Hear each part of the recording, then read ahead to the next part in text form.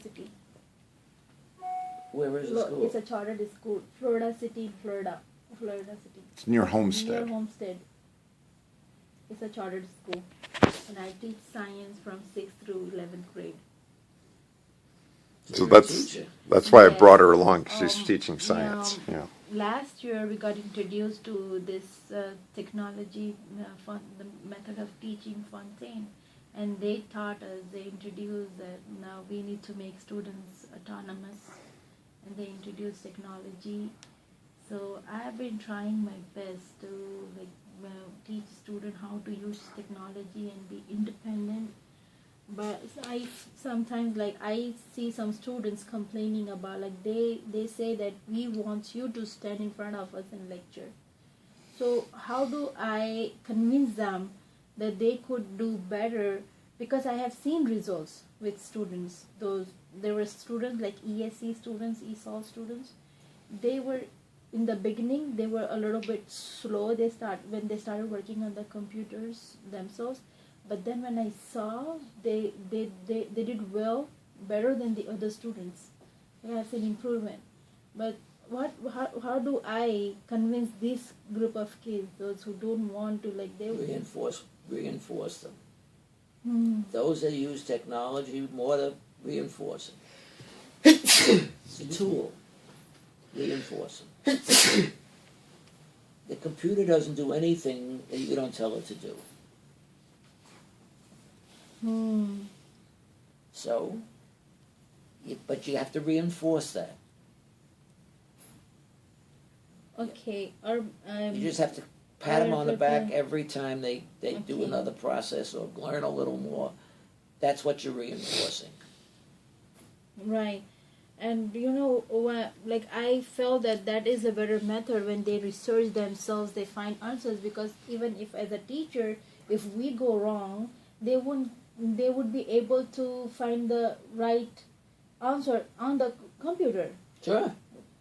One day I was teaching them anion and cation, and by mistake I told them the other way, that anions are positive, I told. Oops. And when they researched, they found out that anions are negative and cations are positive. I said, that's the beauty of this program, that you are researching yourself, you are finding the right answer.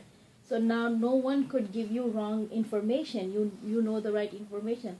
So they got so motivated towards it, and they did a great job. But I still find some kids they are reluctant to it. So that's what I was asking you. So reinforcement and you just help them see how that tool is far more effective than listening to someone who may or may not be telling you the right information. So you can check it very nicely, quickly. Right. Much better than you don't have to go running around asking people. You go on a computer and just you ask the computer, and it'll respond. I read in your book, I love the idea of CAI, using CAI and then project-based learning. At the end you discuss. So I want to know what type of discussion are you suggesting the teachers? Teachers are no different than the students. They have to be part of the learning process, but they have to know that they're not going to be punished. They have to feel comfortable that this is what you want and this is what you're going to reinforce. But they're not going to change in one day. They spent 18 years of their lives learning in a way which is not the way you want them to teach.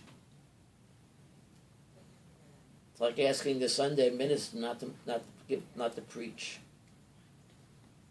I mean, he feels he's giving a message out. What you can say to the minister is, put that message on the disc, 19 cents. We'll give it out to them, let them read it ahead of time, and now why don't you just talk to us? Personally. Yeah. Why don't you take us further? Because we already read what you were going to say. So now, what happens on Sundays?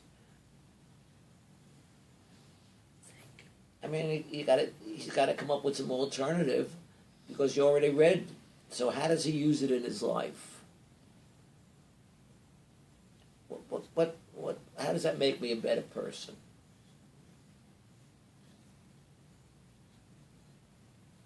We call that connections at our school.